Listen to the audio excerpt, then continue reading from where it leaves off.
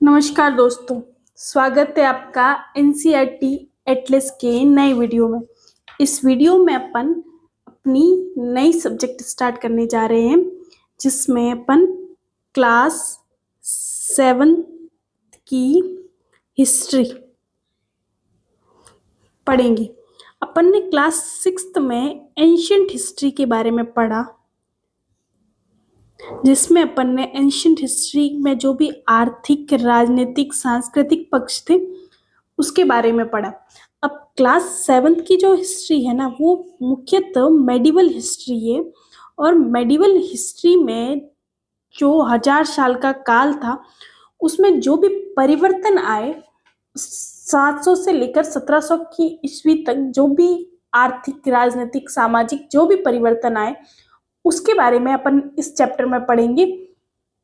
इस चैप्टर को एक तरफ से समरी माना जा सकता है आगे वाले चैप्टरों की, कि किस प्रकार समाज में, आर्थिक जीवन में, सामाजिक जीवन में और राजनीतिक जीवन में परिवर्तन आए। किस प्रकार जो मध्यकालीन व्यवस्था थी वो पुरानी, जो प्राचीन काल की व्यवस्था थी, उससे अलग थी। तो अपन ध्यान से इसके बारे में पढ़ेंगे। ये चैप्टर अगर आपको बेसिक तरीके से अच्छे समझ में आया तो आगे वाले चैप्टर समझने में आसानी होगी। सबसे जो पहला पेज मैंने ना, चैप्टर का नाम तो मैंने आपको बताया कि अपन को इस चैप्टर में ना बेसिकली समरी पढ़नी है, जो 1000 सालों में समाज में, अर्थव्यवस्था में जो भी परिवर्तन आए उसके बारे में पढ़ना है। अब मैंने पहले पेज पे ना 2 मैप दिए, आप ध्यान से देखोगे, ये मैप और ये मैप। ये जो मैप है ना वो 12वीं सदी का है, 12वीं सदी का है। और ये जो मैप है ना वो है 18वीं सदी का। ये चीज ध्यान देने योग्य है कि ये जो दोनों मैप है ना, आपको इसमें बहुत बड़ा डिफरेंस दिख रहा होगा। ये वाला मैप बना हुआ और ये वाला मैप बना हुआ, इसमें डिफरेंस दिख रहा होगा। लेकिन जो ये मैप है ना वो एक ही जगह का है। ये दोनों मैप भारत के हैं, लेकिन ये 12वीं सदी में जो बनाया गया है वो 18वीं सदी में बनाया गया। तो ये ना क्या श्रीलंका है, ये भारत है। मतलब कि जो दक्षिण भारत है ना, वो इसमें उत्तर भारत की जगह दिखाया गया। और ये प्रॉपर जो अपन वास्तव में अभी भी जो इस्तेमाल करते हैं और वास्तविक भारत जैसा दिखता है ना, वो 18वीं सदी का मैप है। ये डिफरेंस क्यों आया? सबसे महत्वपूर्ण रीजन है कि पहले एक तो इतनी जानकारी के स्रोत नहीं थे, यात्राएं इतनी लंबी लंबी, इतनी शुरुआत नहीं हो पाई थी कि लोगों के पास जानकारी का इतना बड़ा स्रोत हो। लेकिन 18वीं शताब्दी तक आते आते लोग यात्राएं करने लगे थे, लंबी लंबी यात्राएं करने लगे थे। जॉर्ज वॉशिंगटन ने अमेरिका की खोज कर ली थी, वास्को डिगामा भारत तक पहुंच चुके थे। तो नई नई वैज्ञानिक तकनीकों का विकास हो चुका था। इसके कारण लोगों को जगह की और क्षेत्र की बेहतर जानकारी प्राप्त होने लगी। इसीलिए आपको बेहतर जानकारी और बेहतर तकनीक के कारण मैप बनाने की तकनीक हो या फिर वैज्ञानिक टूल्स के इजाद के बारे में, जैसे कि जहाज चलाने के लिए बेहतर दिशा सूचक यंत्र का विकास हो चुका था, तो दिशाओं का बेहतर ज्ञान होने लगा था। तो ऐसी वैज्ञानिक तकनीकों के विकास में मैप में ये डिफरेंस दिखाई दिया। और ऐसे ही ये आपको भौगोलिक क्षेत्र के बारे में, लोगों की जानकारी में आए परिवर्तनों के बारे में बता रहा है। आगे वाले टॉपिक आपको विभिन्न पक्षों पर आए परिवर्तन, फिर वो आर्थिक पक्ष हो, सामाजिक पक्ष हो या राजनीतिक पक्ष हो, इसके बारे में पढ़ेंगे। आई होप आपको ये वाला कॉन्सेप्ट समझ में आया होगा। आगे बढ़े तो आगे हैं परिवर्तनों का, अपन इतिहास की किताबें पढ़ते हैं और इतिहास में जो शब्दों का इस्तेमाल किया जाता है, और इतिहासकार का मतलब क्या होता है, जो इतिहास का या फिर पुरानी चीजों का अध्ययन करते हैं उसको इतिहासकार कहते हैं। अब इतिहासकार जिन भी स्रोतों का इस्तेमाल करते हैं पढ़ने के लिए, उस समय की जानकारी को प्राप्त करने के लिए, जैसे कि कोई एक इतिहासकार है, उसको मुगल काल के बारे में जानकारी प्राप्त करनी है, ठीक है, तो वो जिन संदर्भों का, जिन स्रोतों का इस्तेमाल करेगा, उस स्रोतों को उसको बहुत ध्यान से इस्तेमाल करना पड़ेगा, क्योंकि वो जो लिखित सामग्री उसको मिल रही है, उनमें जिस भाषा का, जिन शब्दों का और जिन संदर्भों का जो प्रयोग किया गया है उसको उसको वर्तमान में ध्यान रखना होगा, क्योंकि बहुत सारे शब्द उस टाइम में जैसे व्याकरण के स्तर पर, भाषा के स्तर पर बहुत परिवर्तन आया, ये मानना समझ में भी आता है कि वर्तमान जो फारसी भाषा है, क्योंकि मुगल काल में जो बोलचाल की भाषा या फिर राजनीतिक जो महत्वपूर्ण भाषा थी वो फारसी थी। तो जो उस समय की फारसी थी उसमें और वर्तमान की फारसी में बहुत बड़ा अंतर देखने को मिल सकता है, फिर वो व्याकरणिक स्थिति के बारे में हो या फिर शब्दावली की स्थिति के बारे में, दोनों में बहुत बड़ा परिवर्तन है। लेकिन जिन संदर्भ में शब्दों का इस्तेमाल किया जा रहा है उसमें भी बड़ा परिवर्तन आया। एक एग्जाम्पल के माध्यम से समझते हैं कि हिंदुस्तान शब्द है। अब इतिहासकार उस समय का मुगल काल का जैसे इतिहास पढ़ रहे हैं तो हिंदुस्तान शब्द का कई पर प्रयोग किया गया, तो इतिहासकार को ये ध्यान रखना है कि मुगल काल में हिंदुस्तान शब्द का प्रयोग किसके लिए किया गया है और वर्तमान में इसका मतलब क्या है। ये डिफरेंस ध्यान रखना बहुत जरूरी है, क्योंकि हिंदुस्तान जो वर्तमान में अपन भारत के संदर्भ में हिंदुस्तान का प्रयोग करते हैं, लेकिन मुगल काल में जिन जिन क्षेत्रों में मुगल शासकों का शासन चलता था उनके लिए हिंदुस्तान शब्द का प्रयोग किया जाता था। वर्तमान में जो राष्ट्रवाद और भारत पूरे अगर भारत का नाम आता है, भारत का नाम आपके सामने ले लो तो आपके दिमाग में पूरा भारत का एक मैप बन जाएगा कि ये भारत है। लेकिन मुगल काल में ऐसी कोई व्यवस्था नहीं थी और न वो प्रॉपर सटीक था, क्योंकि शासक थे वो हमेशा इंक्रोचमेंट करने की तैयारी थे, वो जो शासन एरिया था वो बढ़ता रहता था, कम होता रहता था। इसके लिए शासकों के लिए कोई जैसे मुगल काल में कोई पूछता कि भाई आपका हिंदुस्तान का मतलब क्या है, तो कोई सटीक मैप उस दौरान का हो नहीं सकता था, क्योंकि कोई सटीक मानचित्रण था ही नहीं। जहां जहां मुगल शासक का राज था उसके लिए हिंदुस्तान शब्द का प्रयोग किया था। इतिहासकार को इस संदर्भों को ध्यान रखना आवश्यक है कि उस समय शब्द का प्रयोग किस संदर्भ में होता था और वर्तमान में किस संदर्भ में होता है। उसी प्रकार एक शब्द है विदेशी। विदेशी, अपन विदेशी शब्द का प्रयोग अभी किस लिए करते हैं? अपन वर्तमान में विदेशी शब्द का प्रयोग उनके लिए करते हैं जो भारत के नागरिक नहीं है, उनके लिए विदेशी शब्द का प्रयोग करते। लेकिन प्राचीन समय में जो भी बाहर से आता था, जो अपन को जानने वाला नहीं था, अपन की संस्कृति से संबंधित नहीं था, या फिर अपने गांव में क्या होता था कि बाहर से कोई व्यक्ति आ गया तो अपने लिए विदेशी, तो उनके लिए भी विदेशी शब्द का प्रयोग किया जाता था। इसीलिए विदेशी का भी प्रयोग अलग अलग संदर्भों में किया जाता था। इसीलिए इतिहासकार को इतिहास के स्रोतों को खंगालने से पहले इन चीजों का भी ध्यान रखना पड़ता है। तो शब्दों, भाषा और शब्दावली में भी हजार वर्षों में बहुत अधिक परिवर्तन आया है, फिर वो भाषा के स्तर पर हो, व्याकरण के स्तर पर हो या फिर शब्द के संदर्भों के स्तर पर हो। आई थिंक आपको ये समझ में आया होगा। अब आगे बढ़े तो आगे है कि इतिहासकार का मतलब तो मैंने आपको बता दिया कि इतिहासकार का मतलब क्या होता है कि जो अतीत की, जो पुरानी घटनाओं का अध्ययन करते हैं उनको बोलते हैं इतिहासकार। अब इतिहासकार इतिहास को जानने के लिए किन किन स्रोतों का प्रयोग करते हैं, किन किन स्रोतों का प्रयोग करते हैं। अब क्या है कि इतिहासकार बहुत सारे स्रोतों पर न सिर्फ लिखित सामग्री पर, न सिर्फ पुरातत्व के साधनों पर, सिक्कों पर, इनके ऊपर इन बहुत सारे व्यापक स्रोतों का वो विश्लेषण करते हैं और फिर इतिहास की रचना होती है। तो अपन उन स्रोतों के बारे में जानते हैं। तो पांडुलिपियां, अपन ने क्लास 6 में भी इतिहास के विभिन्न स्रोतों के बारे में पढ़ा था, तो अपन इसमें भी पढ़े। तो पांडुलिपियां ये क्या होती है कि हस्तलिखित जो किताबें, ताड़ पत्र वो होते हैं तो उनको पांडुलिपियां कहते हैं। ये फिर ताड़ के पत्रों पर भी लिखी जा सकती है, चमड़ों के जो चमड़े की खाल पर भी लिखी जाती है, तो इन सब के लिए पांडुलिपि शब्द का प्रयोग करते हैं। इतिहासकार अपने उस समय के बारे में जानने के लिए इन स्रोतों का प्रयोग भी करते हैं, अभिलेखों का प्रयोग भी करते हैं। अभिलेख वैसे तो ये पांडुलिपियों की तरह ही होती है, लेकिन ये हार्ड सतह, मतलब कि कठोर सतह पर लिखे जाने वाले जो पांडुलिपि होती है ना, उसके लिए अभिलेख शब्द का प्रयोग किया जाता है। साहित्य, मध्यकाल, प्राचीन काल में क्या होता है, कागज का जो आविष्कार हुआ ना वो बहुत लेट हुआ, इसीलिए अपन को लिखित सामग्री प्राचीन की तुलना में मध्यकाल में ज्यादा मिलती है। उस समय कागज का विकास हो चुका था, इसीलिए मध्यकाल में अपन को लिखित सामग्री बहुत मिलती है। जैसे मुगल काल के बारे में जानने का सबसे अच्छा स्रोत क्या है, अकबरनामा। जो अकबर के काल में लिखी गई थी अबुल फजल के द्वारा। ये मुगल काल के बारे में, उनके प्रशासन के बारे में जानने का बहुत बड़ा स्रोत है। तो क्या है कि उस समय जो कागज का आविष्कार हो चुका था, राजा अपने कवियों से या फिर साहित्यकारों से उनके बारे में या फिर अपने शासन के बारे में लिखने के लिए प्रोत्साहित करते थे।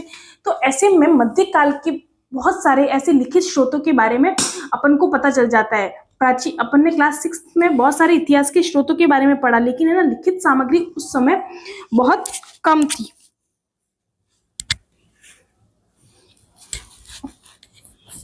उसके बाद ये अभिलेखागार, तो ये एक लाइब्रेरी अपन कह सकते हैं। अभिलेखागार का मतलब क्या? लाइब्रेरी। अपन वर्तमान संदर्भ में लाइब्रेरी के संदर्भ में इसका प्रयोग करते हैं। लाइब्रेरी में क्या आएगी? बहुत सारे साहित्य, अभिलेख, पांडुलिपियां वगैरह एक साथ रखा गया हो, वह स्थान जहां पर बहुत सारे स्रोतों को एक साथ रखा गया हो, फिर वो पांडुलिपियां हो, साहित्य हो, अभिलेख हो, तो उसके लिए अभिलेखागार शब्द का प्रयोग किया जा सकता है। ठीक है। अभिलेखागार में सिर्फ अभिलेख नहीं होते थे, ये ध्यान रखना, उसमें साहित्य, पांडुलिपियां वगैरह भी हो सकती है। सामूहिक रूप से इसके लिए अभिलेखागार शब्द का प्रयोग किया जाता है। आगे बढ़े तो आगे आते हैं और भी स्रोतों के बारे में। देखिए, पुरातात्विक स्रोत अपन ने इनके बारे में पढ़ा है। आप क्लास 6 की जो हिस्ट्री की बुक मैंने पढ़ाई है उसको भी जाके विजिट कर सकते हैं, इसी चैनल पर है।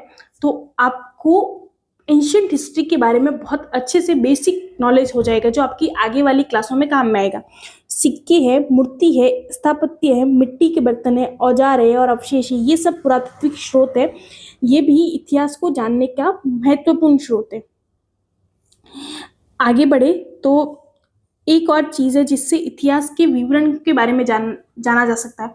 अपन ने पिछली क्लास में मतलब कि हिस्ट्री की जो एंशिएंट हिस्ट्री के बारे में पढ़ा, उसमें बहुत सारे यात्रियों के बारे में पढ़ा, जिसमें फाइयान है, वेनशांग है, यूनान से आने वाले मेगास्थनीज के बारे में जिन्होंने इंडिका लिखी, जो मौर्य साम्राज्य के बारे में जानने का बहुत महत्वपूर्ण स्रोत है। तो जो यात्री यात्रा करने के लिए आते थे, अब तो क्या हो गया, कैमरे का सिस्टम आ गया, तो सब चीजों को कैप्चर कर लेते हैं अपन और वीडियो बना लेते हैं। पहले जमाने में क्या होता कि लोग घूमने जाते थे तो उसके बाद डायरिया लिखते थे कि भाई हमने यात्रा में क्या अनुभव किया, क्या देखा, कैसी व्यवस्था के बारे में। तो ये यात्रा विवरण इतिहास को जानने का एक महत्वपूर्ण स्रोत है। मध्यकाल के यात्रियों के बारे में जाने तो मध्यकाल में एक तो अल बरूनी थे। अल बरूनी शायद कुछ 12वीं शताब्दी में भारत आए थे और उन्होंने भारत के संदर्भ में बहुत महत्वपूर्ण जानकारी लिखी। उनकी एक किताब है अल हिंद करके, किताब ए अल हिंद एक किताब है जिसमें हिंदुस्तान के बारे में, वहाँ की व्यवस्था के बारे में, राजनीतिक व्यवस्था, धार्मिक व्यवस्था के बारे में बहुत महत्वपूर्ण जानकारी प्राप्त होती है। उसके बाद आते हैं इब्न बतूता ये शायद मोहम्मद तुगलक के काल में भारत में आए थे और उनके साम्राज्य के बारे में, भारत के बारे में महत्वपूर्ण जानकारी का बहुत अच्छा स्रोत इब्न बतूता के यात्रा वृत्तांतों को माना जाता है। तो यात्रा वृत्तांत भी एक महत्वपूर्ण स्रोत है। अब इसमें क्या मैंने बताया कि जो मध्यकाल है ना, उसमें लिखित सामग्री बहुत अधिक मिलने लगी, क्योंकि जो कागज का आविष्कार और उससे संबंधित तकनीकों का ज्ञान हो चुका था।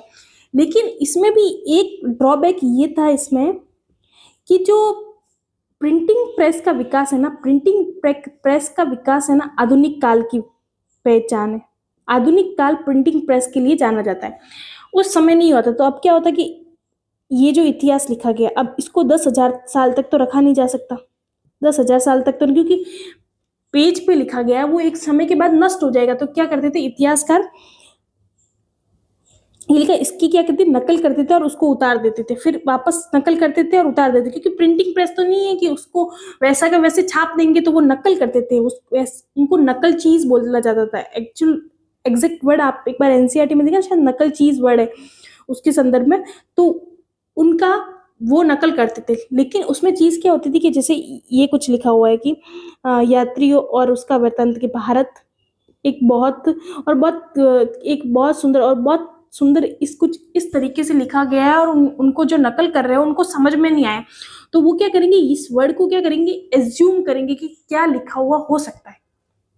अपने एक्सपीरियंस के हिसाब से वो सजेस्ट करेंगे कि ये वर्ड क्या लिखा हुआ हो सकता है।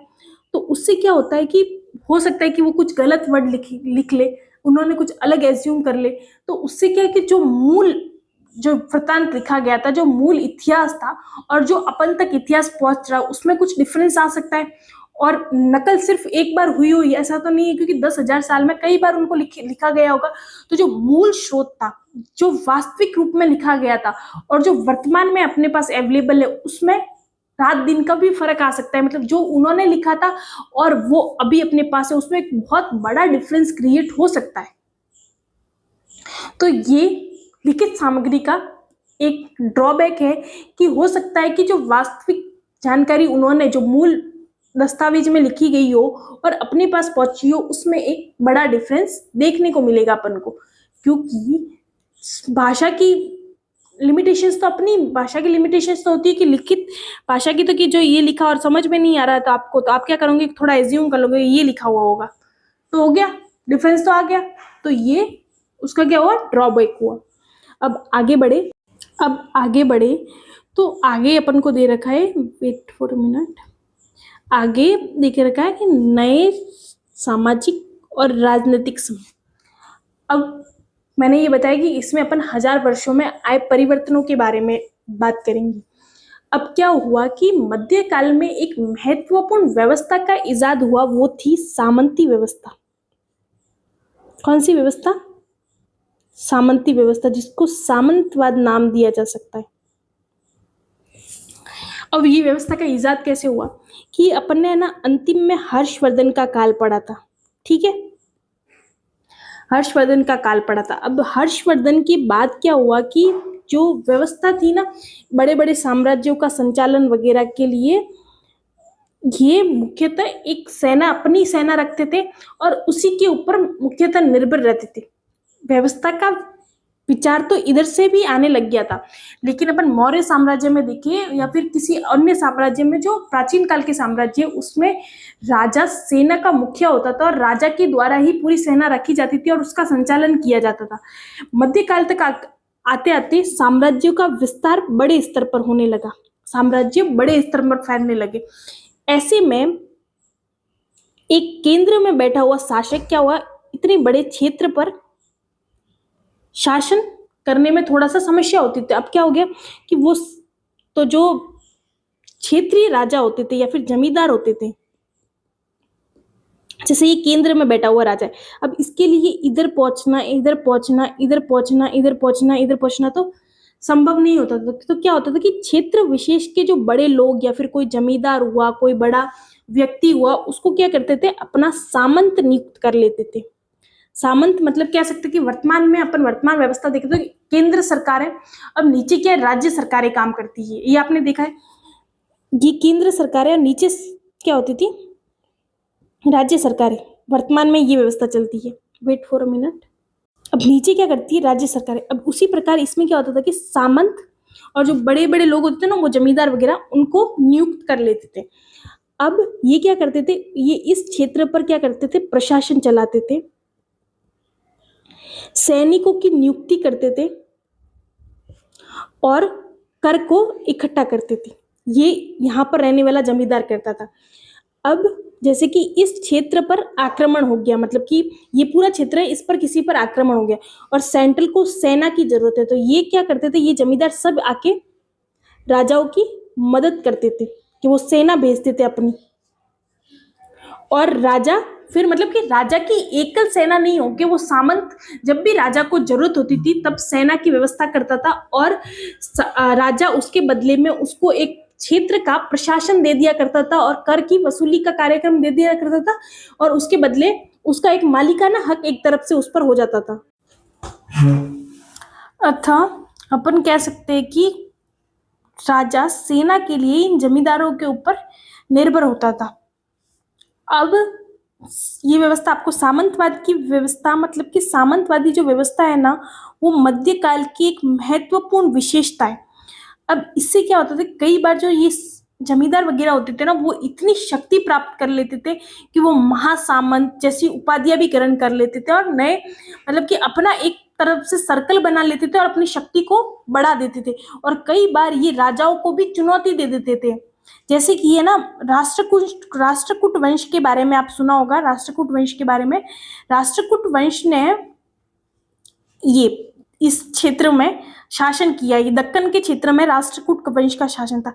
राष्ट्रकूट जो वंश है ना, वो है ना शासक बनने से पूर्व इधर जो चालुक्य शासक थे ना, चालुक्य शासक, उसके सामंत थे जो इस क्षेत्र पर सामंती करते थे, मतलब कि एक तरफ से क्षेत्रीय राज्य था जो चालुक्य वंश के अधीन था। लेकिन धीरे धीरे यहाँ का जो एक सामंत था दंती दुर्ग, उसने इतनी ज्यादा शक्ति गेन कर ली और उसने वापस चालुक्य वंश को ही चुनौती दे दी और अपने आप को चालुक्य वंश से अलग कर कर एक नए शासन की स्थापना की, वो था राष्ट्रकूट वंश। अंडरस्टैंड? तो ये एक एग्जाम्पल है राष्ट्रकूट वंश का कि किसने कैसे अपनी उसने शक्ति बढ़ाई और एक सामंती व्यवस्था से सामंत से शासक बना। ये व्यवस्था थी सामंतवाद की व्यवस्था, एक नई व्यवस्था थी। अब क्या होता था कि राजा जो मेन सेंट्रल में जो राजा होता था ना, वो एक महत्वपूर्ण शासक, प्राचीन काल में भी एक महत्वपूर्ण पद था और मध्यकाल में भी एक महत्वपूर्ण पद था, और उसकी शक्ति सबसे बड़ी थी। वो अपनी शक्ति को बढ़ाने के लिए बहुत बड़ी बड़ी उपाधियां भी लेता था और लोगों को आकर्षित करने के लिए भी बहुत बड़ी बड़ी उपाधियां लेता था, जैसे महाराजा धीराज, चक्रवर्ती, ऐसी उपाधियां लेता था। लेकिन वो शासन अकेले नहीं चला सकता था। एक तो साम्राज्य विस्तार बड़े क्षेत्र में होने लग गया, तो वो कर के लिए भी, सेना के लिए भी दूसरों पर निर्भर रहने लगा। विशेषकर जो व्यापारी वर्ग होता था, जो उत्पादक वर्ग होता था, फिर वो किसान हो या फिर व्यापारी हो, उस पर राजा अपने शासन के लिए हमेशा से निर्भर होता आया है। ठीक है। और क्या परिवर्तन हुए इस काल में? एक राजपूत शब्द बहुत महत्वपूर्ण है जो आपके एनसीईआरटी में भी देगा। एक तो सामंतवाद शब्द का प्रयोग आपको इस संदर्भ में एक महत्वपूर्ण विशेषता, एक सामंत राजपूत शब्द, ये एक तरफ से राजा के संदर्भ में भी प्रयोग किया जाता है, लेकिन एक पूरे समूह, जैसे इससे संबंधित जो सैनिक होंगे या फिर उससे संबंधित जो भी व्यक्ति होगा, उसके लिए भी राजपूत शब्द का मतलब एक समूह के लिए इस्तेमाल किया जाने लगा। और इसने मध्यकाल में अपनी शक्ति का बहुत अधिक विस्तार किया, बहुत सारे क्षेत्रों में उसने अपने शासन को भी बढ़ाया। ये था राजपूत संदर्भ। एक बड़ा परिवर्तन इस काल में ये आया कि जो पहले क्या था कि कृषि एक छोटे क्षेत्र पर होती थी, लेकिन मध्यकाल तक आते आते क्या हुआ कि जो जनजातीय या फिर जंगली इलाका था उसको साफ किया जाने लगा और कृषि क्षेत्र का विस्तार किया जाने लगा, क्योंकि जनसंख्या में वृद्धि होने लगी, राजा की डिमांड बढ़ने लगी कर के लिए और बाकी संसाधनों के लिए। तो राजा ने क्या किया, जो जंगली इलाका था उसको साफ करके कृषि का विस्तार को महत्व दिया। उससे क्या हुआ, पर्यावास जो आपके आसपास का क्षेत्र है उसमें परिवर्तन आया। ठीक है। मतलब कि पहले क्या थी कि जनसंख्या, लोग अपनी आवश्यकता के अनुसार उत्पादन करते थे और अपने जीविका का निर्वाह करते थे। मध्यकाल में व्यवस्था में परिवर्तन आया, राजनीतिक शक्ति में परिवर्तन आया, राजा बड़े बड़े क्षेत्रों पर साम्राज्य विस्तार करने लगे और राजा की शक्ति बढ़ने लगी। राजा की शक्ति के बढ़ने के साथ राजा कर की व्यवस्था बढ़ाने लगे। अब राजा ने क्या किया कि जिन क्षेत्रों में जंगल थे उन पर अपना आधिपत्य बढ़ाया, तो उसने इन जंगलों को साफ करके कृषि का विस्तार किया। क्यों? कृषि से उनको कर की प्राप्ति होती, जो उनके शासन को चलाने के लिए और सेना को बनाए रखने के लिए भी आवश्यक था, क्योंकि सेना को रखने के लिए ऑब्वियसली उसको वेतन देना पड़ेगा, तो वेतन के लिए उसके पास भी तो कुछ कर आना चाहिए। इसीलिए जो शासक थे उन्होंने कृषि विस्तार को बढ़ावा दिया। ये भी एक मध्यकाल की महत्वपूर्ण विशेषता है कि उसमें कृषि व्यवस्था में बड़े स्तर पर परिवर्तन आया। कौन से समूह का विस्तार हुआ? क्षेत्रीय समूह का विस्तार हुआ, राजा की शक्ति में भी विस्तार हुआ, लेकिन राजा की शक्ति पूरी तरह इतनी नहीं बढ़ी, उसका थोड़ा बहुत डिविडेशन भी हुआ और अपन को आधुनिक काल में वो डिविडेशन अधिक स्तर पर देखने को मिलता है। लेकिन मध्यकाल में थोड़ा सा विभाजन हुआ क्योंकि शक्ति का थोड़ा बहुत बंटवारा हुआ और जमींदारों के पास थोड़ी बहुत शक्ति आई। तो ये थी सामाजिक और राजनीतिक समूह के बारे में जानकारी। अब आगे बढ़े तो धार्मिक स्तर, धार्मिक स्तर पर भी मध्यकाल में बहुत परिवर्तन आए। सबसे पहले अपन है ना हिंदू धर्म के बारे में पढ़ेंगे, जो इस काल में जो परिवर्तन आया हिंदू धर्म में। हिंदू धर्म एक प्राचीन धर्म है, लेकिन मध्यकाल में इस धर्म में कुछ परिवर्तन आए। प्राचीन काल में मैंने बताया था कि है ना बौद्ध धर्म और जैन धर्म का उदय हुआ। क्यों? जो हिंदू धर्म में कुछ बुराइयां थी उसके खिलाफ भी कह सकते हैं, और कुछ ऐसी चीज जैसे कि जाति व्यवस्था के संदर्भ में, जिसमें कुछ लोगों को ऊंचा माना जाता था, कुछ लोगों को नीचा माना जाता था, ये व्यवस्था थी। अब इस व्यवस्था के विरोध में ही दो धर्मों का और उदय हुआ, बौद्ध धर्म और जैन धर्म। बौद्ध धर्म और जैन धर्म के उदय के बाद निम्न जातियों का, विशेषकर निम्न जातियों का इन धर्मों की तरफ आकर्षण बहुत अधिक बढ़ने लगा और लोग धर्म परिवर्तन करवाने लगे। तो अब हिंदू धर्म में क्या हुआ कि भाई इतने अधिक स्तर पर लोग दूसरे धर्म में चले जाएंगे तो हिंदू धर्म के अस्तित्व खतरे में पड़ सकता है। इसीलिए उन्होंने कुछ ऐसी व्यवस्थाएं अपनाई जो हिंदू धर्म में आत्मसात की, जो इनसे भी संबंधित थी। एक थी वैष्णववाद की धर्म, एक थी भक्ति व्यवस्था, जिसमें आडंबरों के बिना आप अपने भगवान से, अपने इष्ट देव से प्रेम के संबंध बना सकते हो। मतलब कि आपको बस भक्ति करनी है, भगवान का नाम लेना है बिना किसी आडंबर के। मतलब कि भक्ति की शुरुआत हुई इस काल में, जिसमें हिंदू धर्म में जो बुराइयां थी उस पर चोट की गई और भगवान के प्रति, सिर्फ भगवान के प्रति प्रेम को महत्व दिया गया कि आप अपने इष्ट देव पर किसी तीसरे के थ्रू जुड़ने की बजाय खुद भगवान से जुड़ो, उनका नाम जप करो। इस व्यवस्था को महत्व दिया। और भक्ति काल में कबीर है, सूरदास है, तुलसीदास है, इन लोगों ने भक्ति की परंपरा को बहुत प्रचलित किया और बहुत अधिक महत्व प्रदान किया।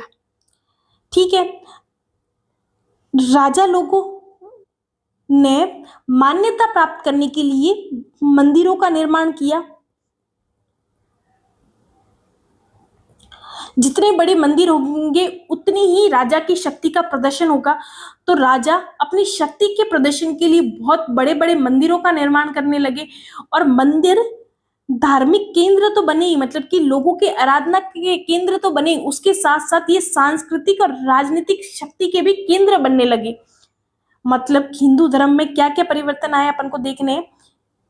राजा अपनी शक्ति के लिए मंदिरों का निर्माण करने, आप प्राचीन काल की तुलना में ये देखोगे कि मध्यकाल में बहुत अधिक मंदिर बने, मस्जिदें भी बहुत अधिक बनी। इस्लाम धर्म के आगमन के बाद इस्लाम धर्म के जो शासक थे, फिर वो मुगल हो या फिर तुगलक हो, इन सब ने मस्जिदों का निर्माण करवाया। तो राजा ने अपनी शक्ति प्रदर्शन के लिए मंदिर मस्जिदों का निर्माण करवाया।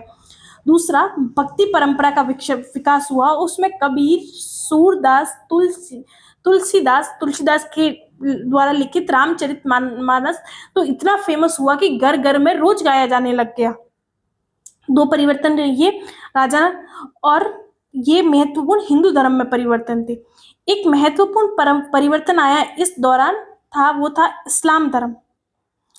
7वीं सदी में इस्लाम धर्म का आगमन भारत में हुआ। इस्लाम धर्म भाईचारे, एकश्वरवाद में विश्वास करता था। इनकी इस विचारधारा ने बहुत सारे लोगों को आकर्षित किया और बहुत सारे लोग इस्लाम धर्म की तरफ बढ़ने लगे। इसका विस्तार विश्व में बहुत तेजी से हुआ। भारत में भी इसका विस्तार हुआ, लेकिन हिंदू धर्म में आए परिवर्तनों ने हिंदू धर्म का आकर्षण भी बनाए रखा। लेकिन हिंदू धर्म के आकर्षण को बनाए रखने के बावजूद भी इस्लाम धर्म का आगमन के बाद इस्लाम धर्म का विस्तार हुआ। इस्लाम धर्म की मूल बातें, कुरान उनका मूल ग्रंथ था, जिसको सभी जो इस्लाम धर्म के लोग थे वो पवित्र मानते थे। अब इस्लाम धर्म में दो महत्वपूर्ण समुदाय थे, एक था शिया समुदाय, एक था सुन्नी समुदाय। अब इसमें जो डिफरेंस है वो ये है कि जो शिया समुदाय था वो जो मोहम्मद पैगंबर थे उनके दामाद, मोहम्मद पैगंबर के दामाद को अपना नेता घोषित करते हैं। मोहम्मद पैगंबर के बाद मोहम्मद पैगंबर के परिवार के ही लोगों को वो अपना प्रतिनिधित्व घोषित करते हैं और उनके दामाद अली को अपना नेता घोषित करते हैं। वही सुन्नी समुदाय अबू बकर मतलब कि खलीफा के नेतृत्व को स्वीकार करते हैं। ये है सिया और सुन्नी में मेन डिफरेंस। सिया समुदाय मोहम्मद पैगंबर के दामाद अली को अपना नेता घोषित करते हैं और जो अली को मानते हैं उनके अनुयायियों को सिया समुदाय कहा जाता है, और जो खलीफा का नेतृत्व स्वीकार करते हैं उनको सुन्नी समुदाय कहा जाता है। एक अब इतिहास और इतिहास के कालखंड के संदर्भ में ये जानकारी है कि जो पूरा इतिहास है उसको विभिन्न कालखंडों में बांटा जाता है और विभिन्न इतिहासकार उसको अलग अलग संदर्भों में बांटते हैं। कुछ इतिहासकार किसी अलग तरीके से इतिहास का डिविडेशन करते हैं और कुछ अलग। भारत में इतिहास के डिविडेशन के संदर्भ में सबसे पहली बहस ब्रिटिश काल में ही हुई। ब्रिटिश काल के अंदर जो भारतीय इतिहास है उनको 3 भागों में बांटा गया, हिंदू, मुस्लिम और ईसाई। इस आधार पर बांटने का मतलब कि पूरे इतिहास को, भारतीय इतिहास को इन 3 मतलब धर्म के आधार पर बांटने का आधार ये था, मतलब कि पूरे इतिहास को बांटने का आधार धर्म लिया। और धर्म का आधार क्या था कि इन काल में जो शासक वर्ग था उसके धर्म के आधार पर समय का डिविडेशन, इतिहास का डिवाइड कर दिया। जैसे कि प्राचीन काल में हिंदू धर्म के जो शासक थे उनका प्रतिनिधित्व भारत पर था। मध्यकाल में ज्यादातर शासक इस्लाम धर्म से संबंधित थे, इसलिए मध्यकाल को मुस्लिम या इस्लामिक काल कहा जाता है। वही जो ईसाई समुदाय मतलब कि ब्रिटिश काल के दौरान ईसाई शासक भारत पर शासन कर रहे थे, इसलिए ईसाई काल कहा गया। मतलब कि जो शासक का धर्म था उसके आधार पर इतिहास का डिविडेशन किया गया, लेकिन इसको एक बेहतर तरीका नहीं माना जा सकता। सिर्फ शासक के धर्म के आधार पर इतिहास का डिविडेशन करना अपन को इतिहास के बारे में बहुत व्यापक जानकारी नहीं देता। ये बहुत सूक्ष्म और कह सकते हैं कि संकीर्ण मानसिकता के आधार पर इतिहास को बांटा गया है, क्योंकि सिर्फ शासक का धर्म क्या था वो उस समय की राजनीतिक सामाजिक व्यवस्था के बारे में अपन को कुछ नहीं बताता है। और एक डिविडेशन था प्राचीन इतिहास, मध्यकालीन इतिहास और एक आधुनिक। ये जो व्यवस्था है वर्तमान में ये व्यवस्था मान्य है कि प्राचीन, मध्यकालीन और आधुनिक के नाम से इतिहास को बांटा जाएगा, लेकिन इसको भी इतना अप्रोप्रिएट क्यों नहीं माना जा सकता, क्योंकि इसके अंदर से ये मानसिकता है कि जो मध्यकाल है वो अंधकार काल है, क्योंकि उसमें कोई व्यापक परिवर्तन नहीं आए। लेकिन जैसा कि अपन ने ही आगे पढ़ा कि कितने लेवल तक मतलब फिर वो धार्मिक हो, सामाजिक हो, राजनीतिक हो, हर क्षेत्र में बहुत परिवर्तन आए। वैज्ञानिक स्तर पर भी बहुत बड़े परिवर्तन आए। यात्राएं शुरू हुई, बहुत सारे यंत्रों का विकास हुआ, नावों का विकास हुआ। विज्ञान के क्षेत्र में ऑब्वियसली भारत के संदर्भ में प्राचीन काल की तुलना में कम विकास हुए, लेकिन अपन पूरी तरह से ये नहीं नकार सकते कि मध्यकाल में कोई परिवर्तन आया ही नहीं है, इसलिए उसको अंधकार युग कहा जाए। क्योंकि आधुनिक जो युग कहा जा सकता है, तीसरे युग को आधुनिक युग ब्रिटिश ने